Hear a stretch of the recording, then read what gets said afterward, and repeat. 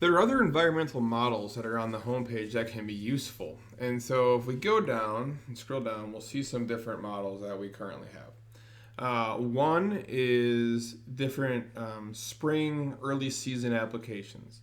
These are models that in the literature would predict when we would see things like having to spray Athafon or Proxy for your growing degree day or for your seed head control in annual bluegrass. Another one is Purdue has a model that was created that tell you in the spring if you need to spray a broadleaf herbicide, what formulation is best. Is it the Defender? Is it an ester? Is it an amine? What's the 2,4-D? What is the best herbicide to spray for broadleaf weed control? And so both those models are being derived from growing degree days. And so if you want more information on these models, you can click the little question mark and it tells you that this model was developed in Central Michigan. The start date for the growing degree days is February 15th, and we are currently at 392 growing degree days, base 32, which is equivalent to 218 growing degree days, base 0 Celsius. So we are in the window now where we need to apply Ethafon, and it's almost to the end of that window. So it's going to start saying too early, soon, in the window, and then shortly it's going to say that the application, that the proxy application is passed. And so it's a good thing we got that proxy down a couple days ago. And then the Purdue model here again, it says it's a field-based model. Again, when the growing degree days were started, if you click on the link here, it links to the actual research. So if you want to read the information that went into that model that Dr. Patton has worked on, you're welcome to view that. Then we have some other models here. We have the PACE growth potential model. Again, this is more of a theoretical model, and if you want to read more about it, you can click it. Whereas these were, derived in either central Indiana or central Michigan. And the reason we have that information in there is to know that maybe the Ethafon timing in central Michigan isn't the same as what it would be in, say, Denver, Colorado, or Park City, Utah, or down into Georgia. They might have different numbers because the climates are very different. So it's good to have some perspective on where that model came from. Fortunately, the growing degree day models are much better because we've validated them across the entire United States. So then these growth potential models, they're a little bit different too than the PGR models.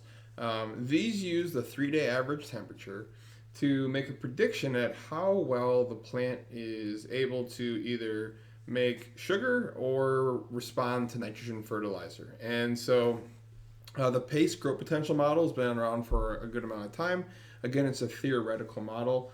And what we do in this is plug in that temperature, and then it makes a good prediction as to how much the plant is able to grow.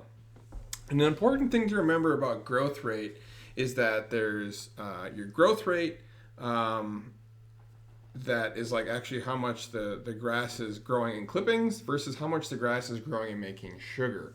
And so those things can be disconnected. For example, grass in the shade can be rapidly depleting sugar reserves as it's growing in the shade, but it may be actually growing a lot in terms of clipping yield production because it's trying to outgrow the trees causing that shade. So you can have disconnects in there. So this is a good one to let you know how well the plant is making sugar. So right now, with it being really cool, our cool season grasses are making barely any sugar, and our warm season grasses are not making any sugar. They're dormant. And so that's an interesting thing to kind of keep in mind.